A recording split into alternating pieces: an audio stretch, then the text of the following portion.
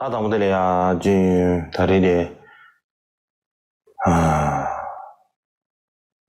사람끼리 신신한 게 И я хотел поприветствовать всех тех, кто слушает и смотрит эти учения, всех учителей, а также представителей монашеской санхи, а также всех моих друзей в Дхарме. Я надеюсь, что вы пребываете в добром здравии.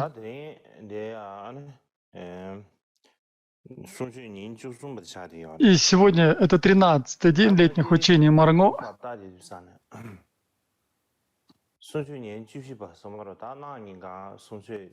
И послезавтра будет 14-й день этих учений. Я думаю, что это будет последний день этих учений. Я думаю, что будет завершено повествование о Первом соборе на 14-й день этих учений, послезавтра. Это будет 7 сентября. И я думаю, что к 7 сентября мы сможем закончить это повествование о Первом соборе. И, как я уже говорил прежде, эти учения, даже если они будут закончены раньше, тем не менее 11 числа, как и мы планировали, будет проведен ритуал Будды Шакьямуни. Здесь нет никаких изменений. У меня было очень много работы, и поэтому на составление этого ритуала необходимо было время, и поэтому я думаю, что 10 сентября 10 сентября будет... Сейчас я никак не вспомню. Будет праздник, который называется Чунчжуоджи, то есть это также полнолуние. И по этой причине, как я уже говорил прежде, я не успел, как планировал, изложить историю карма Ранджудурджи, поэтому я подумал, что было бы хорошо рассказать эту историю 7 числа. И я думаю, что я запишу видео, и это видео будет показано всем.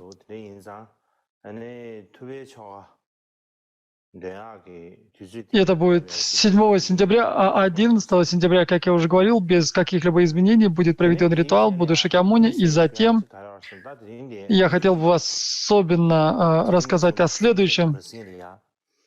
Сегодняшнего дня мы будем читать молитву в перерыве Ван Дюсселдеп, который был написан Джумипам Ринпоче. И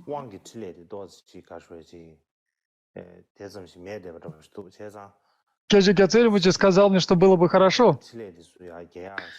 если бы мы могли усилить деяние подчинения в нашей традиции Кармакагью, Камсанкагью, и поэтому мы будем читать эту молитву Ван Дюсселдеп, молитву притяжения и подчинения, и поэтому мы будем читать ее в перерыве. И я думаю, было бы хорошо, чтобы вы читали ее настолько, насколько возможно много, и также, чтобы лично, чтобы вы читали эту молитву Ван Дюсселдеп, молитву о подчинении для благополучия как учения в целом, так и в особенности учения нашей линии. Поэтому я думаю, что это было бы очень хорошо. И это то, что мы будем читать в перерывах. И позднее я дам устную передачу на этот текст. И вообще я сделал запись этой молитвы. Я думаю, что в перерыве мы будем запускать эту запись, и я думаю, что вы можете читать эту молитву вместе со мной, но прежде, чем это произойдет, я дам устную передачу на эту молитву, написанную Джумипам Ринпоче. Подождите секундочку, я хотел бы немножко расслабиться, и затем мы начнем нашу сессию. 다 전에 시험이야. 다 드린데야. 가르쳐야잖아. И сегодня 나네. 시진 동라게 베겐 드레징 나로네. мы будем говорить о Первом соборе, как он описывается в Великом комментарии к статичной прежней парамите, и также я буду говорить об Упале, о том, каким образом он принимал участие в соборе. И я хотел бы начать с сутры, повествующей об Упале. Я думаю, что, наверное, было бы хорошо прежде привести краткую историю этого архата Упали.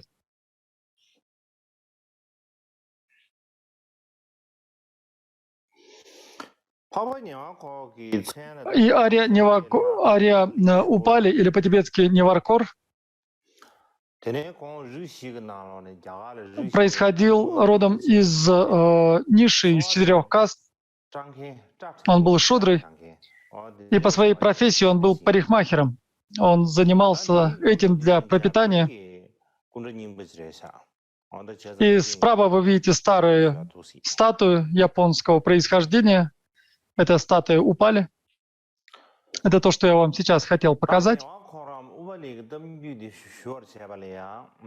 И для того, чтобы рассказать об Упали, я хотел бы сказать, что в VI веке нашей эры на китайский язык была переведена Абинишкрамана сутра, и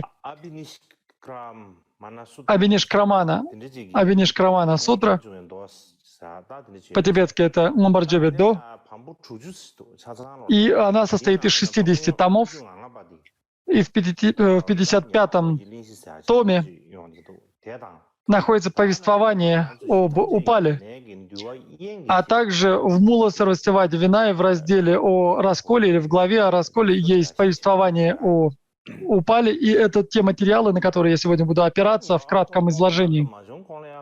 Прежде чем принять обеты, отречение, Упали был парикмахером. Когда он стриг волосы, он был очень внимательным и сосредотачивался во время стрижки только на своей работе. И поэтому он очень хорошо стриг волосы, был хорошим парикмахером. И он стриг всех принцев, а также царей клана Шаки. И прежде он также стриг и брил Будду. И когда Будда достиг полного пробуждения несколько лет спустя, он вернулся к себе на родину, в Капилавасту. В то время, поскольку Упали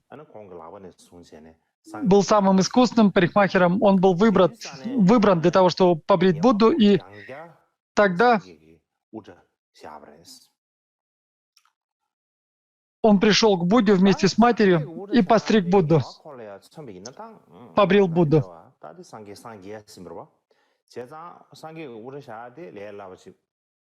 И так как Будда достиг полного пробуждения, был великой личностью, для Упали было нелегко брить Будду, потому что он был великой святой личностью с великой реализацией, объектом почитания всех. А Упали же был из ниши из 4 каст, касты Шудр. Поэтому он испытывал сильное беспокойство и страх. В тот день, когда он должен был брить волосы Будде, мать Упали сопровождала его. И когда они встретили Будду, она спросила у него: «Как вам умение Упали? Как вам его умение парикмахера?» Будда ответил, что его техника очень хороша, но его тело слишком сгорблено. Как только Упали услышал это,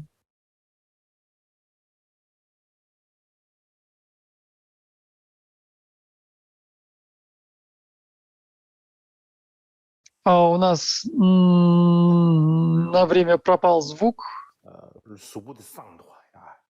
И как только он услышал это, Будда сказал, как это говорит Будда, Упали сосредоточил свой ум и выпрямился, и в этот момент он смог войти в первую дхьяну. Таким образом, он очень легко обрел это медитативное сосредоточение. Через некоторое время его мать спросила, как он сейчас? Будда ответил, теперь он слишком сильно выгибает спину.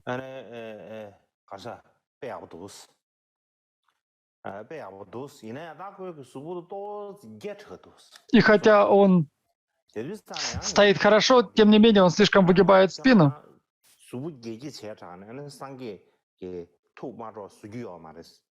И мать ему сказала, что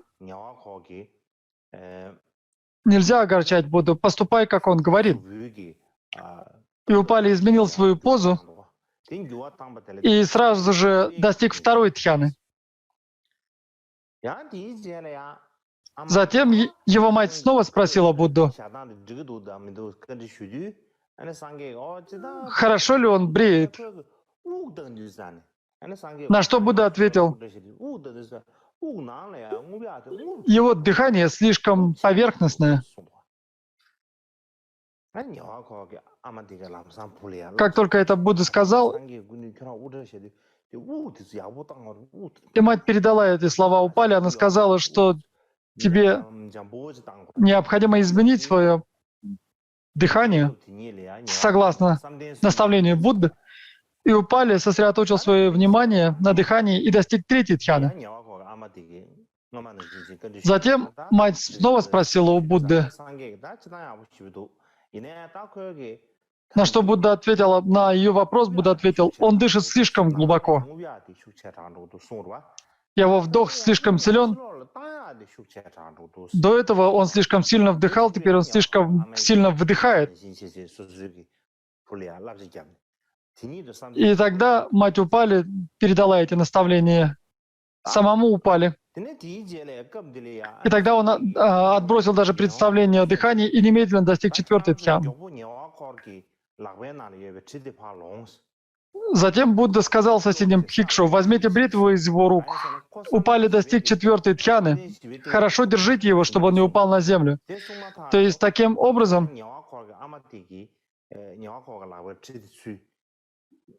и тогда мать забрала у него бритву и поддержала его.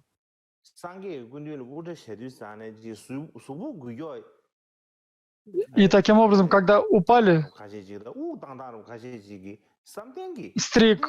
брил Будду, Будда, давая ему наставление о том, как поступать, он очень легко, совершенно без каких-либо затруднений достиг четвертой дхьяны. И затем Будда давал наставление, давал учение жителям Капилавасту. И высокородные люди царского рода из города Капилавасту достигли непревзойденного пути, почувствовали восторг и радость и пожелали принять обеты отречения. Они увидели истину. И согласно тибетскому переводу, главе о схизме из Мула Сарвасевада Винаи, в это время Шудодана позвал парикмахера Упали и сказал ему, «Ты отправляйся в рощу баньяновых деревьев и побрей голову царю Шаки в Бхадраке». По всей видимости, там находился храм, который был поднесен родом Шакья Будде. И, по всей видимости, там находились 500 представителей рода Шакья, которые должны были бы принять обеты отречения от Будды. И среди них находился царь Шакья Бхадрака. И, как вы помните, когда царь Шудодана в присутствии Будды увидел истину, он отдал свое царство Шуклодане, который был его братом. Тот тоже увидел истину посредством Будды и отдал царство своему брату Дронодане. Тот отдал его Амритодане, решив, что не будет править. Но Амритодана также увидел истину и решил не править царством. Они обсудили, кому следует отдать царство, и все согласились, что что оно должно быть передано сыну Шуклоданы Пхадраке. И таким образом Пхадрака стал царем Шакьев. Но затем и Пхадрака стал монахом.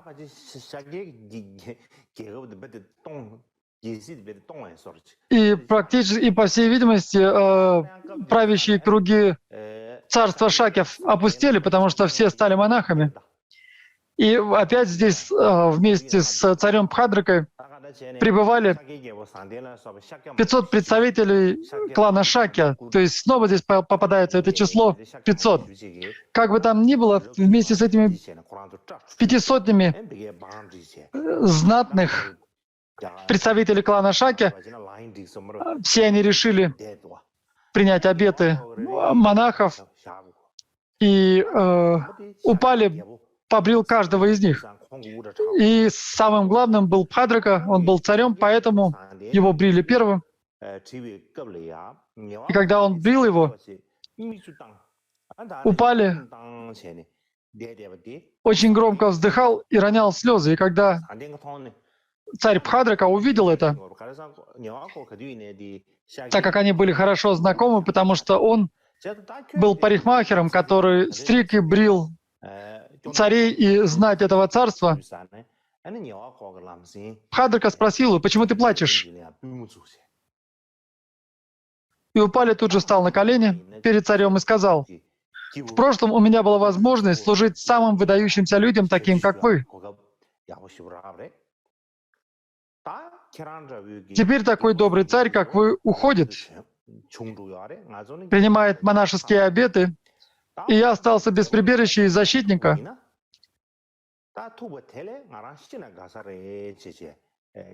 И лучше умереть, чем встретить плохого царя». На что Пхадрака ответил: «Я и не подозревал, что у тебя такие чистые помыслы по отношению ко мне.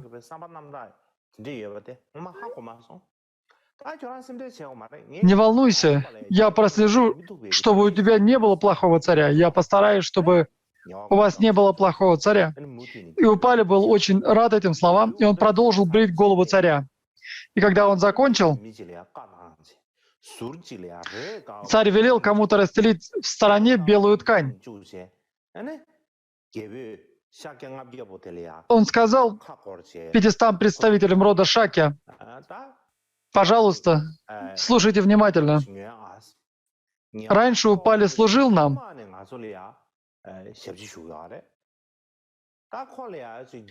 но у него нет ни богатства, ни имущества.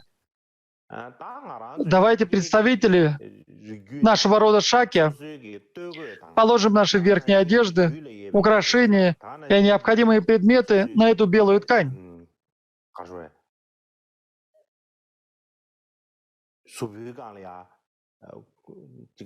Все те одежды и украшения, которые находятся сейчас на наших телах, давайте отдадим их Упали, так как мы становимся монахами, принимаем обеты отречения, нам не нужны будут одежды и украшения домохозяина.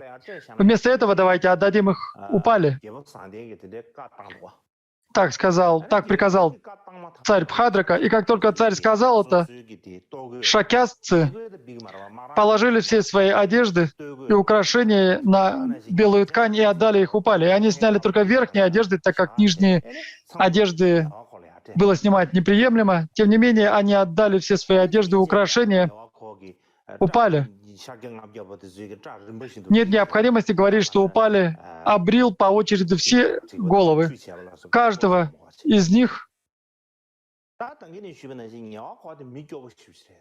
И, как я уже говорил, Упали был бедняком. Он был из низшей касты. Он был очень бедным и никогда даже не мечтал, что у него будет столько богатства в этой жизни.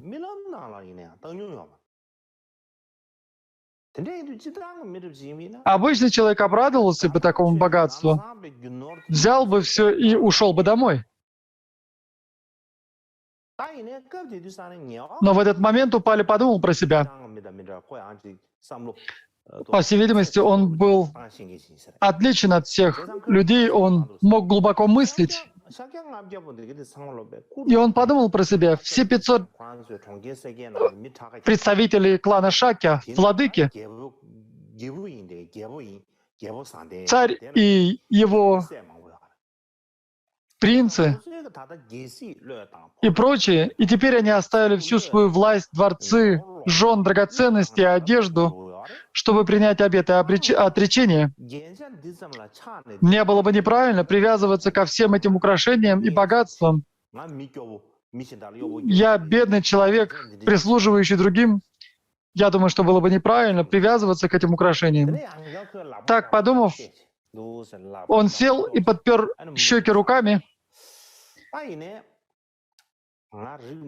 и подумал, я родился в очень низкой касте. Если бы я не родился в низшей касте, я тоже могу принять обеты, отречение и стать архатом. Однако у меня нет такой возможности. И, по всей видимости, в то время представители низшей касты, как я уже говорил прежде, не имели права заниматься духовной практикой. Они не имели права выполнять действия, которые выполняют брахманы, и поэтому он был сильно опечален.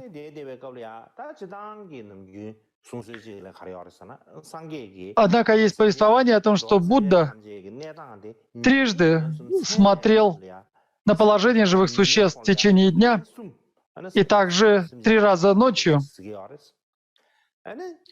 И точно так же поступали и архаты.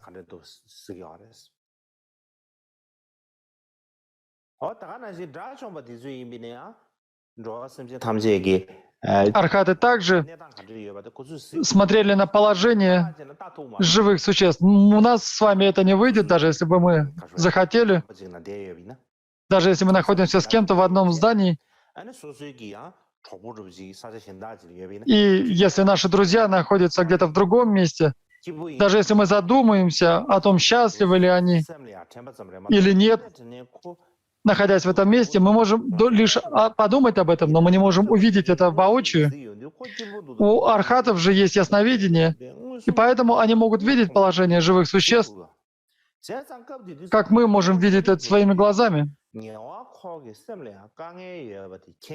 И поэтому в то время благородный Шарипутра знал, что упали такие трудности в уме. И поэтому он пошел к тому месту, где сидел Упали, и сказал: «Почему ты сидишь здесь, беспокоясь, обхватив свою голову руками?»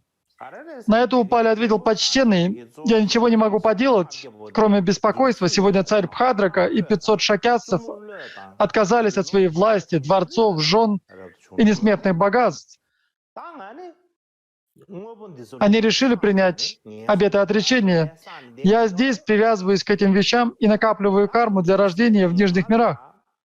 Если бы я не родился в низшей касте, я мог бы принять обеты отречения, чтобы практиковать усердие и достичь состояния архата. Однако у меня нет такой возможности, и поэтому я очень опечален этим положением вещей». Шарипутра ответил: «В дхарме Будды мы не говорим и не думаем ни о низших кастах, ни о кланах, ни о низком образовании. Мы не говорим, что у тебя нет образования, что у тебя низкая каста и так далее. Это не является препятствием, если у тебя есть желание принять обеты отречения и принять полное посвящение Бхикшу, иди со мной, чтобы увидеть Будду. Будда обязательно позволит тебе принять обеты отречения». Упали был в восторге, оставил все одежды и драгоценности и тут же отправился с Шарипутрой, чтобы увидеть Будду. И, как говорится в текстах, он бросил все эти драгоценности, как плевок в пыли. Когда мы выплевываем слюну или слизь в пыль, мы не оглядываемся, что там с ней произошло, точно так же и здесь. Он бросил эти драгоценности и отправился Шарипутрой к Будде. После того, как Шарипутра привел Упали к Будде, Шарипутра простерся у ног Будды и спросил. Он должен был представить Упали Будде, и он сказал, что это Упали хотел бы принять обеты, отречение, стать Бхикшу, поэтому, пожалуйста, подумайте о нем со страданием и даруйте ему обеты. Он обратился с такой просьбой к Будде, и Будда сказал: «Подойди сюда». И это способ дарования обетов произнесением фразы: «Подойди сюда, практикуй целомудренное поведение». Таким образом, он дал ему разрешение практиковать целомудренное поведение, и двумя этими фразами, как только он их произнес, у Упали были волосы, но они сами обрились. И также волосы на его лице сами собой обрились, и он был в одежде мирянина, но эти одежды совершенно естественным образом превратились в одеяние монаха. И как только он принял эти обеты, он обрел вид монаха, который обрел обеты 7 дней назад. И обычно, когда человек только принимает обеты, он не знает, как носить монашескую одежду, и выглядит несуразно.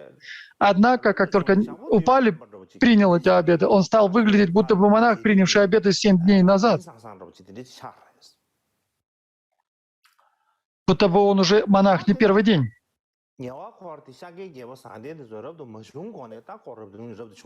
И таким образом он принял эти обеты до того, как царь Шакья Бхадрика успел принять обеты. Ему помог Шарипутра. И в то время не было ритуала, не было необходимости в ритуале, в сложном ритуале принятия обетов монаха. И поэтому, произнеся всего 2 фразы, Будда принял его в монашескую общину. И согласно правилам монахов, необходимо... Обычно монахи принимали обеты посреди санки, и затем их приводили к Будде. И они кланялись друг перед другом по старшинству. Тот, кто раньше старшим считался, тот, кто принял обеты раньше. И затем царь Шакьев и 500 представителей клана Шакьев получили обеты отречения посредством 4 частных действий и просьбы, и отправились к Будде. И они простирались, а затем, когда они простирались перед старшими монахами, Бхадра узнал Упали. Он посмотрел на его ноги, когда совершал простирание, он увидел его ноги, и подумал, что это, наверное, ноги Упали. И когда он посмотрел вверх, он увидел, что это и в самом деле Упали. И когда он увидел, что это Упали, он сразу же выпрямился, не стал склоняться перед ним и сказать: «Это Упали. Он мой слуга. Должен ли я простираться перед ним?» Прежде он был моим прислужником, он был моим слугой. И он был ранее царем Шакьев, царского рода, а Упали был из низшей касты. И Будда сказал ему: «Мы принимаем обеты отречения для того, чтобы победить гордыню. Упали принял обеты отречения до тебя, поэтому ты должен склониться перед ним». И внезапно гордыня Бхадраги была устранена, так как было очень важно для него не нарушать слово Будды, и поэтому он сломил свою гордыню и совершил простирание перед Упали. И как только он совершил эти простирания, земля содрогнулась 6 способами. Все 7 уровней земли содрогнулись. И с одной стороны, может быть, это и в самом деле было так, а с другой стороны, может быть, это всего-навсего символ, потому что царь склонился перед ногами, перед стопами шудры, и в индийском обществе о времени это было нечто невозможное. И так как произошло это событие, это было великое событие для индийского общества, и поэтому оно потрясло общество, как будто бы землетрясение, во время которого содрогнулись все 7 уровней земли. И я думаю, что вполне возможно, что эти слова являются символом. И в то время 499 других представителей рода Шакьев впали ниц. И только один не сделал этого. Я думаю, что вы можете догадаться, кто был последним, кто не совершил этого простирания. Это был Девадатта. Девадатта также принадлежал к царскому роду Шакьев. И все принцы Шаки совершили простирание, однако он не стал этого делать. И когда Будда увидел это, он сказал: «Ты также должен сломить свою гордыню и поклониться Упале». Однако Девадатта ответил: «Если я не склонюсь перед Упале, какая польза, какой вред? Я не собираюсь падать ниц перед ним».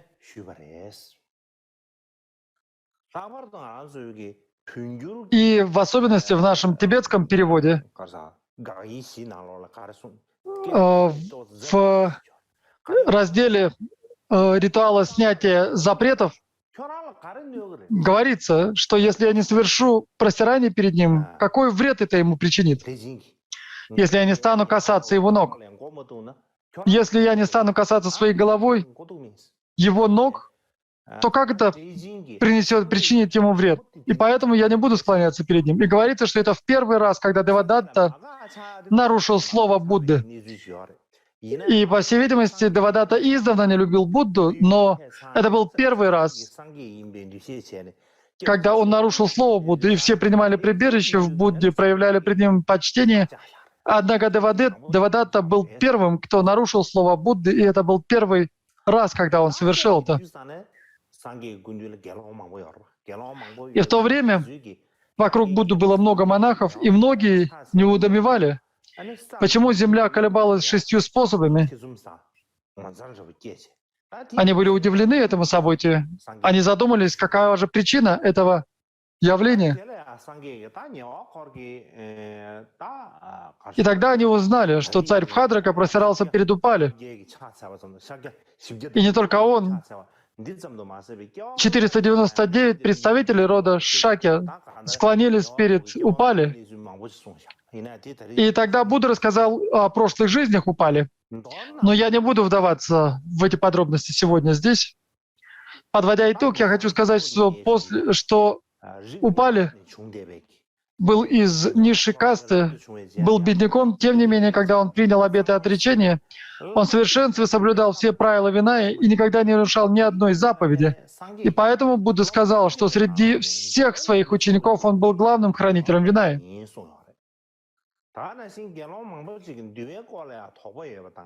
И многие бхикшу приходили к нему, когда у них возникали вопросы о Винае. Согласно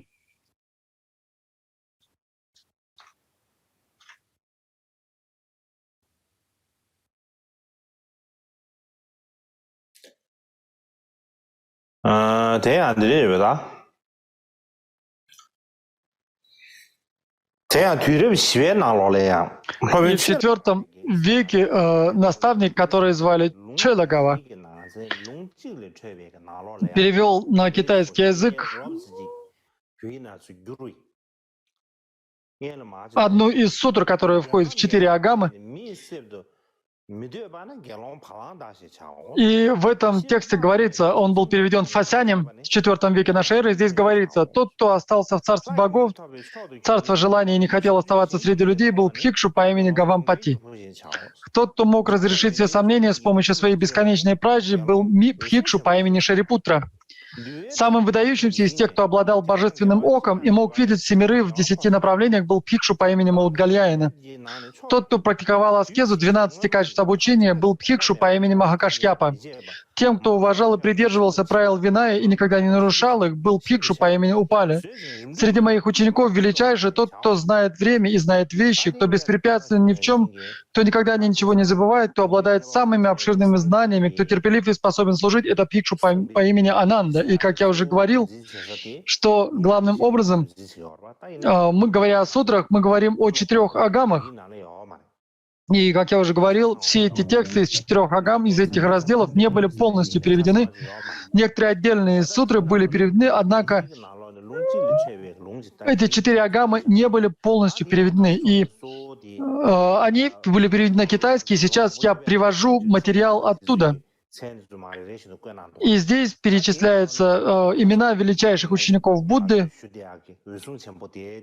Это Махакашьяпа, о котором мы говорили, который практикует 12 аскез. Также здесь был и Упали. Упоминается Упали, который никогда не нарушал ни одного правила Винаи. И также здесь говорится, что и произносится имя Ананды, и ему посвящены несколько предложений, в отличие от других. Другие обозначены очень кратко, названы кратко, и их достоинства перечислены кратко. Однако Ананде посвящено гораздо больше места в этой сутре. И существует еще одна история, которую бы я хотел здесь рассказать. Однажды заболел один бхикшу, и врач сказал ему, что для излечения обязательно нужно принять алкоголь. Однако у этого бхикшу не было желания нарушать запрет на употребление алкоголя, даже если бы это стоило ему жизни. И Упали услышал о ситуации и спросил у Будды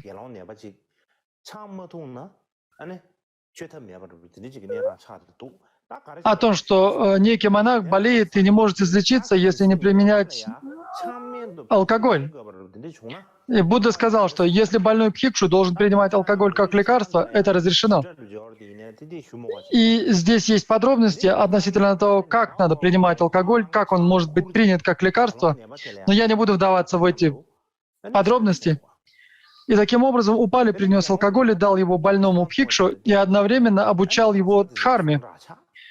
Больной бхикшу выздоровел и, более того, достиг архатства благодаря учению дхармы Упали. Когда Упали узнал об этом, он похвалил Упали не только как истинного хранителя Винаи, но и как человека, который мог понять, что дозволено и что запрещено в Винае. Он не только знал Винаю, не только хранил ее, но когда происходили какие-то сложные моменты в соответствии со временем и условиями, он мог определить, что приемлемо, а что неприемлемо, как поступать в той или иной ситуации при тех или иных условиях. И после паринирваны Будды Махакашьяпа и другие собрали совет и решили провести первый собор. И, по всей видимости, у них возникли трудности, связанные с тем, будет ли Ананда составителем сутр или нет, будет ли он включен в ряды собора или нет. Но у них не было никаких сомнений в том, чтобы Упали был главным хранителем дхармы, что он был наиболее подходящим человеком для декламации Виная. По желанию Сангхи Упали сел на трон и подробно описал место, время, людей и причины, и далее для каждого из правил, установленных Буддой.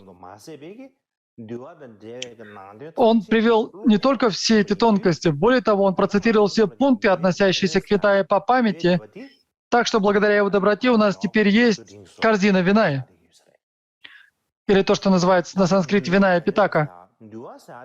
Когда мы говорим о Винае, она очень важна, однако я хотел бы привести несколько цитат, подчеркивающих это.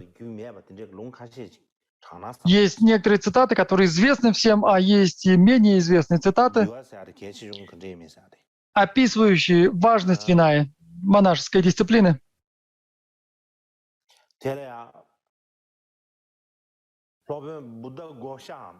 И есть текст, который написано Саманта Пасадика, написанное Будда Гошей. Это известный комментарий к Винае. Саманта Пасадика. И в этом тексте Будда Гоша говорит, что корзина Виная — это жизненная сила истинной дхармы. Если будет пребывать Виная, то будет пребывать и дхарма. И это мой приблизительный грубый перевод.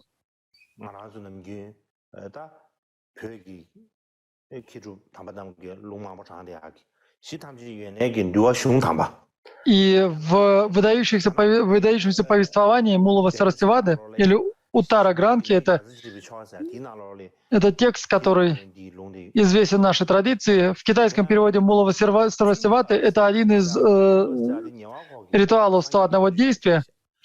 Там также повествуется о том, что почтенный спросил Упали, как мы можем знать, существует ли истинная дхарма, пребывает ли она? И когда Упали обратился к Будде таким образом, тот ответил, она будет присутствовать до тех пор, пока усердно совершается действие винаи, ритуальные действия винаи. Если действие винаи совершается усердно, тогда присутствует истинная дхарма. И если действие не выполняется, и они не выполняются усердно, тогда истинная дхарма погибла. И поэтому, если есть те, кто хранят бережно традиции и действия виная, то учение пребывает. Если же монахи выполняют это лишь как некую обязанность и не проявляют усердия в действиях виная, ритуальных действиях виная, то тогда учение погибло. Тогда оно близко к исчезновению.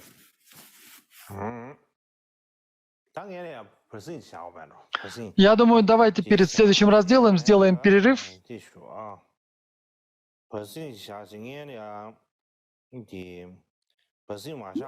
Но прежде, до того, как начнется этот перерыв, я думаю, стоит дать устную передачу на текст, о котором я говорил.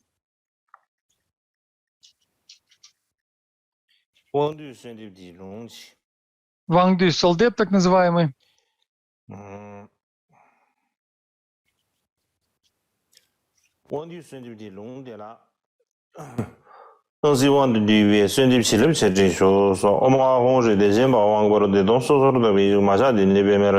Это Вангдю Солдеп, который по-другому называется «Великое облако благословений».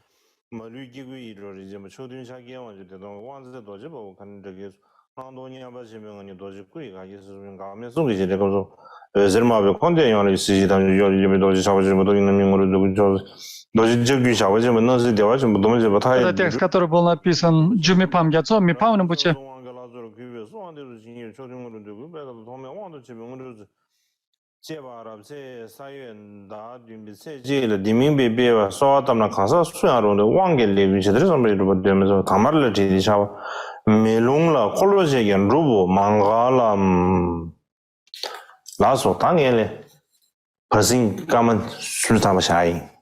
И теперь давайте сделаем перерыв на 30 минут.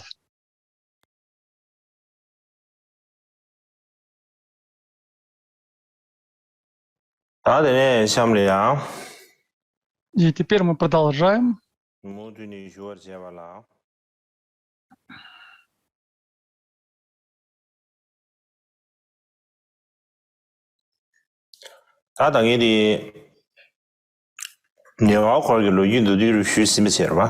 Я говорил, то есть я закончил повествование краткой истории жизни Упали, и теперь мы переходим к следующему разделу. Об этом говорится в комментарии к статичной Праджняпарамите.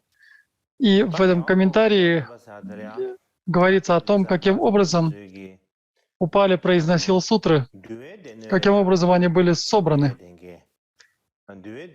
И тогда архаты сказали, кто научен в корзине вина и может составить или прочитать ее. И все говорили, старейшина Упали среди 500 архатов, самый выдающийся вина.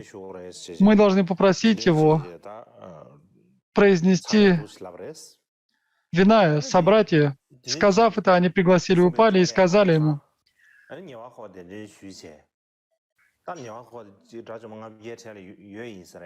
по всей видимости, он был одним из этих 500 архатов, которые участвовали в первом соборе, и они попросили его, чтобы он сел на львиный трон и рассказал, где Будда установил первое правило виная.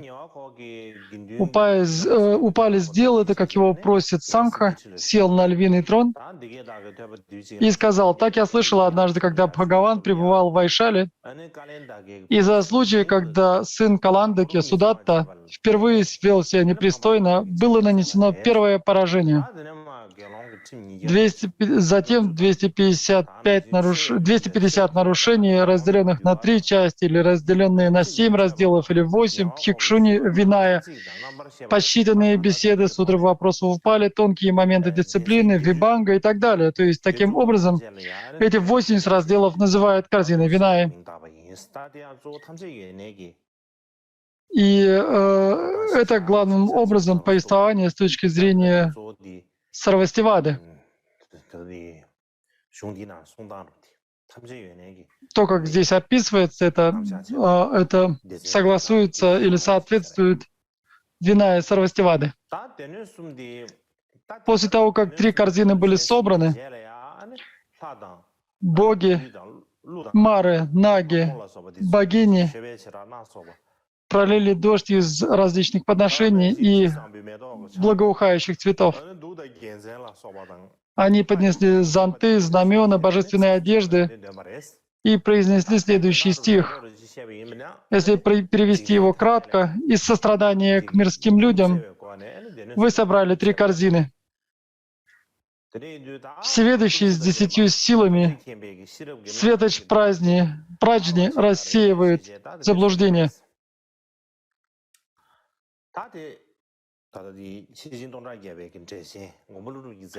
И так это четверостишее приведено в комментарии Нагарджуны к статичной Праджне Парамите. В другом же тексте, в старой истории Дхармы, Фозу Тунджи, рассказы об учителе Будде и линии преемственности учителей, цитируется отрывок из Махасангика Никая, Виная, в котором говорится, что после парнирваны Будды совет или собор по составлению 3 корзин проводился в пещере под названием Пипали-Гуха. Пещера дерева Бодхи, если перевести. Ананда читал сутры, Махакашьяпа читал трактаты, то есть собирал или произносил трактаты, то есть Абидарму, а Упали произносил Винаю. И это в соответствии с традицией Ставиравады. Это то, как они говорят о Первом соборе. После этого 1000 благородных существ составили описание за пределами этой пещеры Пипали Гуха, и это называется Махасангика. И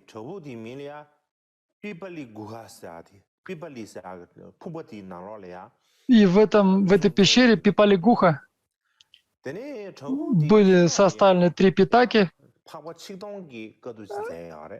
а за ее пределами снаружи 1000 святых благородных существ составили Писание, и это Махасангика. Как бы там ни было, обе традиции, обе говорят о том, что Виная Сангхи была собрана там, и это корень Виная. Затем в этом тексте, повествующем о Будде и линии преемственности учителей, приводится цитата из сутры об искусственных способах воздаяния за доброту Будды. И, по всей видимости, этот текст был переведен на тибетский язык с китайского. Есть старый перевод.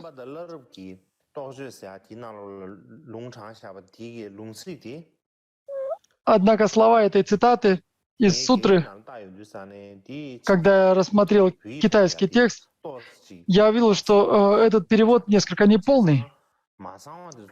Поэтому я попытался дать его грубый перевод, как он приведен в китайском тексте.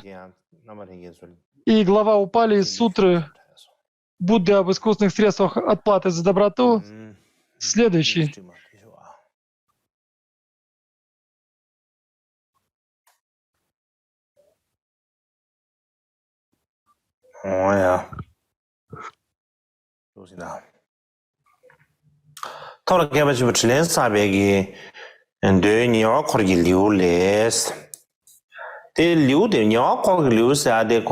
И эта глава названа глава Упали.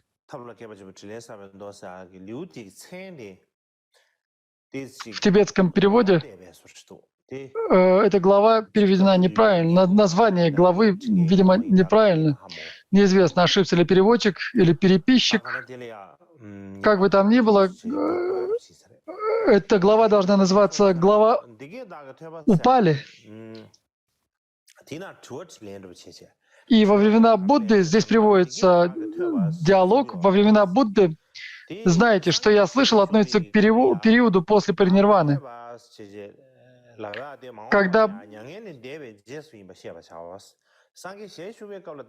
когда Будда был в этом мире, тогда не использовались эти слова «я слышал».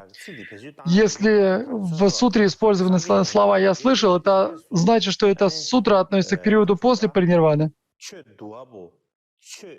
Потому что составители корзин истинной дхармы должны сказать «я слышал». И так я слышал. По всей видимости, здесь говорится об этом. И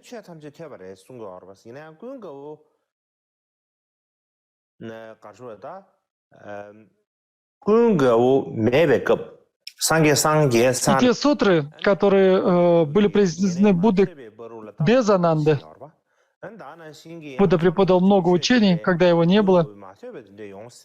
И были, по всей видимости, учения, которые Ананда не слышал, когда уже был рядом с Буддой. И каким же образом, логично ли здесь Ананде говорит «я слышал», когда он мог не слышать некоторые из сутр и учений Будды? И здесь приводится ответ.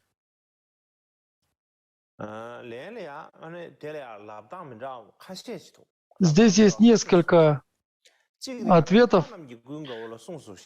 И один из ответов следующий. Боги говорили с Анандой. То есть боги передали Ананде те учения, которые они слышали от Будды. Также Ананда знал, когда Бхагаван входил в относительный ум, то есть когда он находился в медитативном погружении, и когда он находился в нем, Ананда знал об этом. Ананда узнал эти учения. Также, говорится, есть другой ответ, когда он слышал это от других бхикшу. Также следующее, когда Ананда попросил Будду принять его условия, он попросил Будду, то есть когда Будда предложил ему стать его прислужником, тот выдвинул несколько условий, и Ананда просил не давать ему старой одежды, не позволять ему принимать приглашение на трапезу с Буддой. Ананда сказал, что я желаю дхармы, поэтому я буду служить Будде. Поэтому смысл служения Будды не в еде и одежде.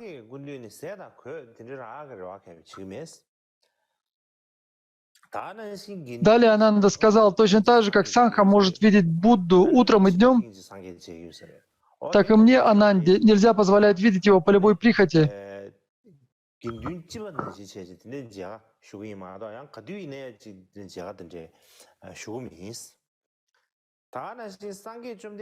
Также Будда должен научить меня всей дхарме, которую он учил за 20 лет. И те учения, которые даровал Будда, когда Ананда еще не был его прислужником, Ананда просил Будду, чтобы тот даровал ему все те учения, которым он учил в течение 20 лет. И Ананда попросил Будду дать такое обещание, и Будда рассказал ему всю дхарму, которую он учил в течение 20 лет. И поэтому Ананда говорит в начале сутры, так я слышал, потому что он слышал все учения от Будды, в том числе и те, которые были проповеданы прежде, до того, как он стал прислужником. И вот этот пассаж из этой сутры в тибетском переводе, который хранится в Кангюре, он не полный. В китайском переводе он более полный. И то, что я описывал, это прежде всего два разных способа описания первого собора в священных писаниях и трактатах. И вообще о Первом соборе в каноне много сказано в разных сутрах, и между ними есть небольшие различия.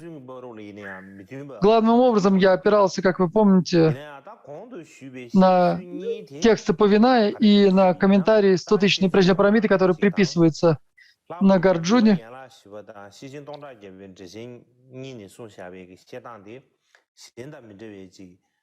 И в отличие от других, эти два описания являются основными источниками, используемыми в качестве источников для данного объяснения. Далее я хотел бы в общих чертах описать анализ Первого собора современными учеными и то, как они его исследовали.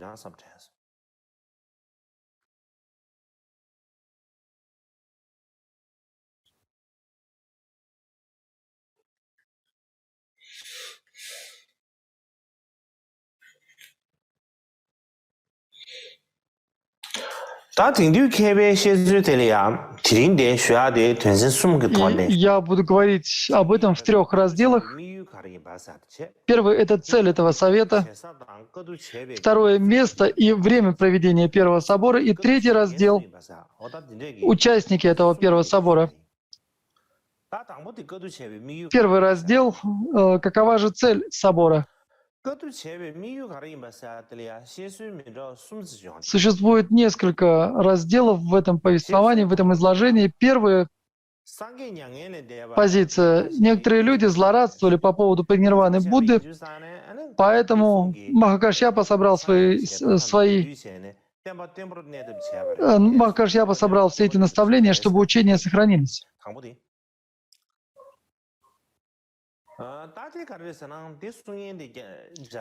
И об этом говорит японский ученый Умада Гёкей. Умада Гёкей говорит, что если мы посмотрим на это сейчас, когда Будда готовился уйти в паринирвану, Махакашьяпа и 500 бхикшу путешествовали из Павы в Кушинагар. И они путешествовали, прося подношения. Когда они были в пути, они встретили не буддиста, несущего цветок. Французский ученый Ламот, Этьен Ламот, говорит, что это был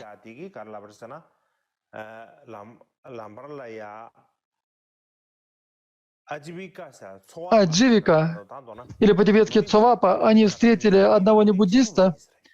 Адживика, по всей видимости, он принадлежал к традиции джайнов. И они встретились с ним, и только тогда они узнали, что Будда ушел в паринирвану 7 дней назад.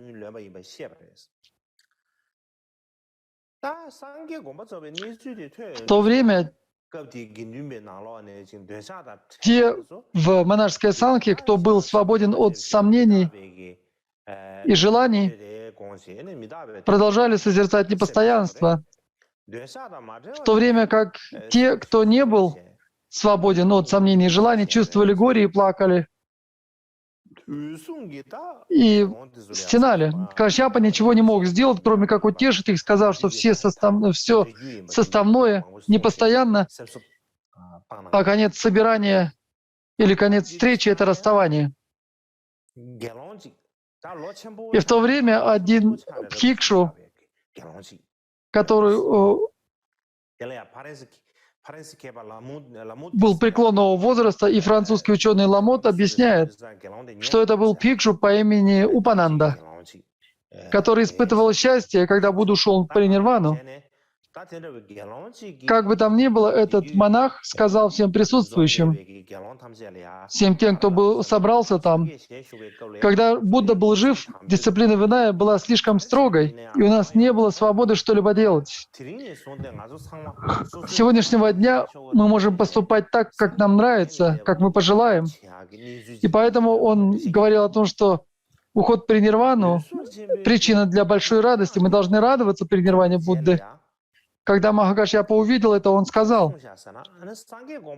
прошло не более 7 дней с тех пор, как Будда ушел из жизни, ушел в нирвану, но некоторые невежественные, несведущие монахи говорят такие вводящие в заблуждение вещи.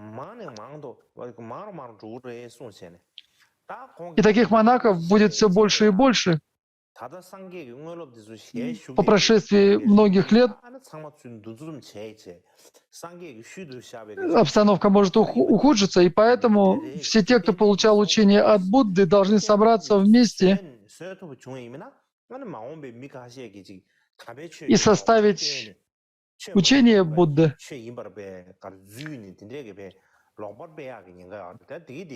так, чтобы ложное учение Будды не распространялось, и поэтому его целью, как я уже говорил прежде,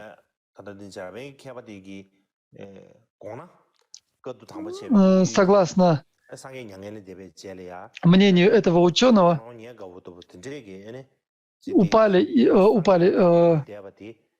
Упананда и прочие рассматривали паринирвану Будды как нечто хорошее, и по этой причине Махакашьяпа и другие монахи решили устроить первый собор для того, чтобы учение пребывало устойчиво, и чтобы Виная Будды пребывала устойчиво в этом мире, решили провести первый собор. Вторая позиция или второе мнение: если оставить как есть, то дхарма Будды исчезнет, как радуга, и будет все больше и больше шарлатанов.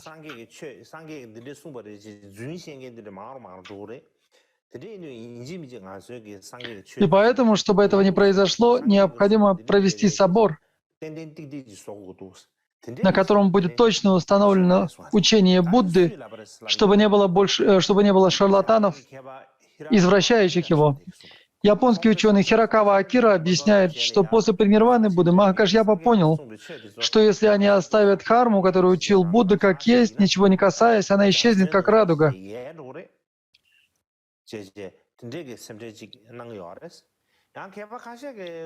Некоторые же ученые считают, что цель совета заключалась в том, чтобы настоящие слова Будды не были искажены ложными, выдуманными объяснениями в будущем.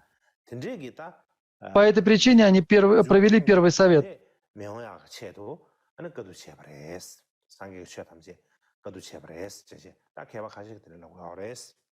И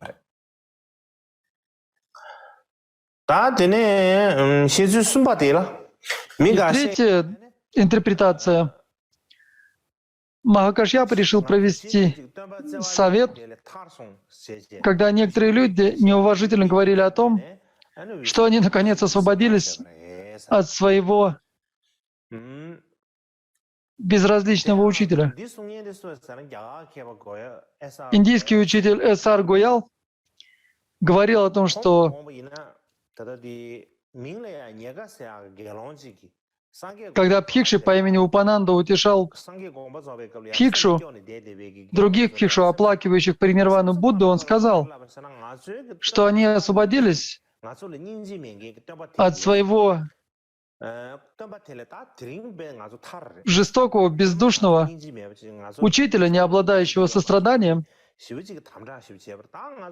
тот, кто ввел слишком строгие правила и не позволял монахам ничего делать. И когда он произносил такие речи, без всякого уважения, Махакашьяпа был поражен, услышав такие неуважительные слова, и собрал других архатов, других монахов, для того, чтобы собрать учение Будды, чтобы защитить чистоту истинной дхармы в будущем. И хотя первоначально у Махакашьяпы не было замысла провести первый собор, но когда он услышал такие неуважительные слова, он решил, что необходимо собрать первый собор для того, чтобы защитить чистоту истинной дхармы.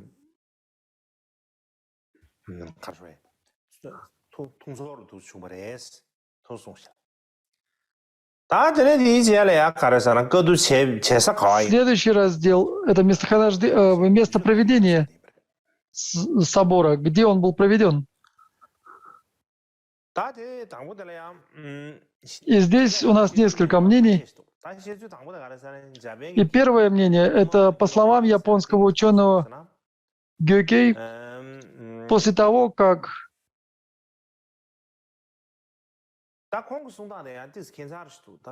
его объяснение несколько странное. Однако я перескажу его. Когда произошли эти события, Шарипутра и Мудгальяина также ушли в нирвану. Поэтому Махакашьяпа отправился в место пренирваны Будды и кремировал его останки. После этого он предложил Санхе отправиться в Раджагриху для проведения собора. Когда все согласились с его предложением,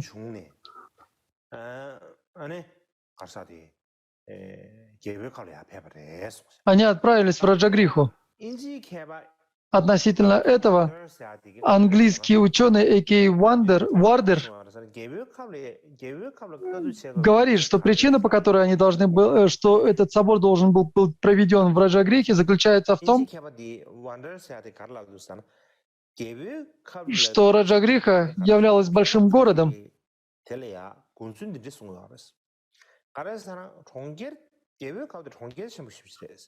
Если бы приходилось собираться непрерывно в течение нескольких месяцев, если бы им пришлось собрать собор и проводить его там в течение нескольких месяцев, им было бы легче возле большого города.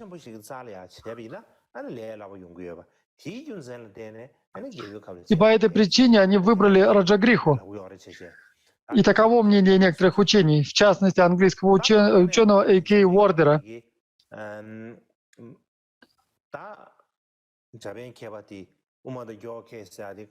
И Умада Гёкей говорит о том, что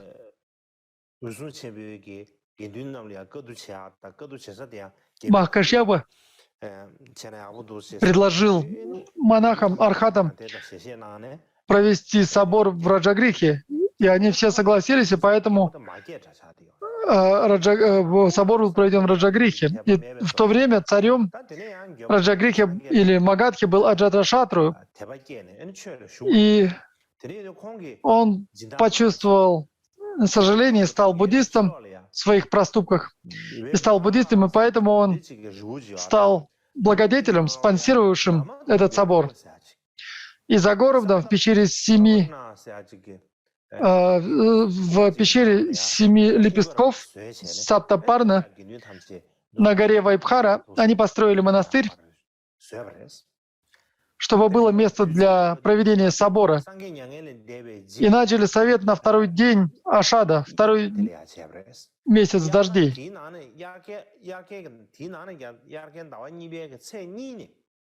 2 числа 2 месяца лета. То есть получается, это где-то 17 число 6 месяца.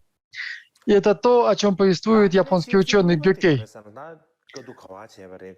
Вторая интерпретация, или второе мнение, согласно индийскому ученому С.Р. Гаялу, ученый,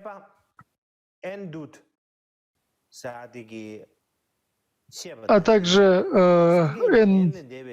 Дат считают, что совет после нирваны происходил в 4 этапа. Сангити, или групповое чтение, было 4-й стадией собора.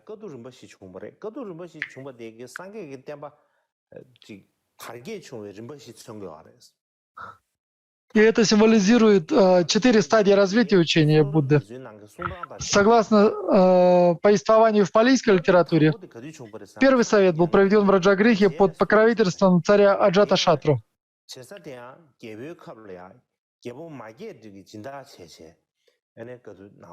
Во время ретрита дождей.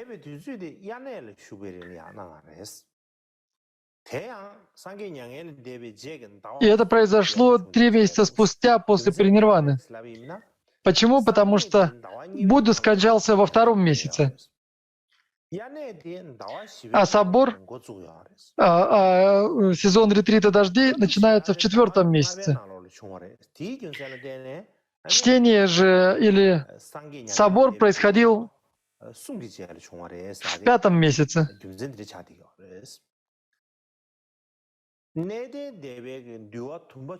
И это известно из повествования 11 части Кандаки. Также об этом говорится в шри-ланкийской истории континента и великой истории и в других текстах. Также это повествование фигурирует в отчетах китайских паломников Фасяня, Тансензана, Ячины и прочих китайских паломников, которые написали путеводители истории своих путешествий. И поэтому он считает его, этот ученый считает его исторически достоверным событием. И третье мнение, французский ученый Ламот, Этьен Ламот, говорит, что после того, как все, то есть Махакашьяпа и Санха, провели этот совет, они отправились в Раджагриху, столицу Магадхи, чтобы провести совет по Дхарме и Винае.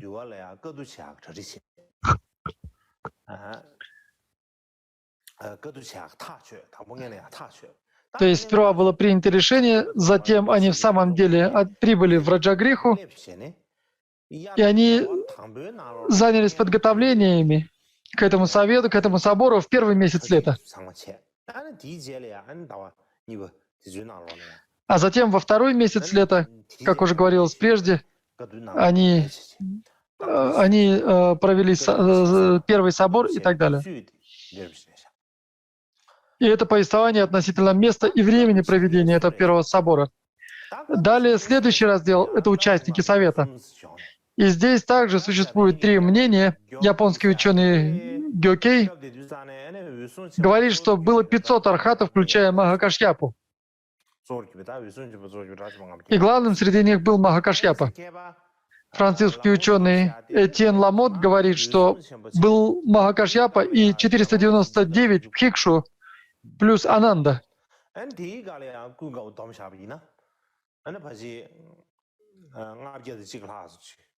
Таким образом, получается 501 Бхикшу, принимавший участие в этом соборе.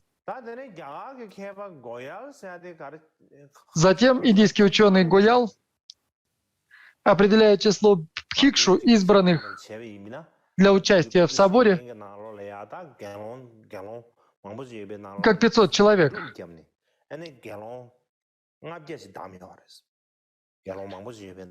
Из большого количества монахов было выбрано 500 Бхикшу, которые приняли участие в этом соборе. И это одно из общепринятых мнений.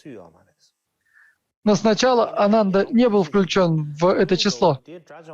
Но некоторые Бхикшу предположили, что хотя Ананда не был архатов, он слышал много учений от Будды и имел большое знание в Дхарме и Винае, поэтому его необходимо было включить в ряды тех, кто будет участвовать в соборе. Таким образом, Махакашьяпа в конце концов согласился, чтобы его включили в число участников собора. Однако, согласно другому объяснению, прежде чем Ананда принял участие в соборе, он достиг архатства. В некоторых сутрах рассказывается, как у Ананды возникли некоторые трудности после повторения Дхармы и Винае.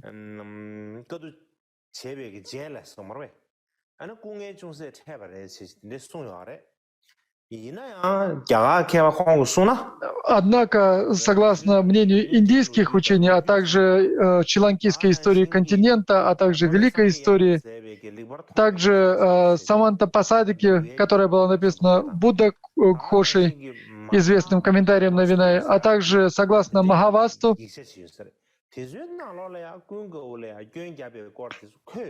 все они не содержат никаких сведений об обвинениях Ананды.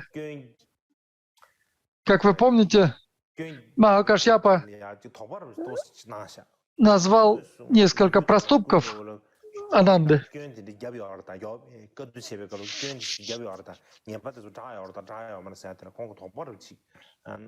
И Этот индийский ученый выражает сомнения относительно, в самом ли деле были приведены обвинения Ананды во время совета. Завтра у нас выходной, на этом мы сегодня остановимся. Завтра у нас выходной, послезавтра. Это будет 14-й день летних учений. Я думаю, что послезавтра мы закончим эти учения, и затем у вас будет небольшие выходные, учения не будут, и затем 11 сентября мы будем, как вы помните, мы будем читать текст ритуала Будды Шакьямуни. Таковы наши планы на будущее. Большое спасибо. Теперь давайте вместе произнесем строки посвящения заслуг.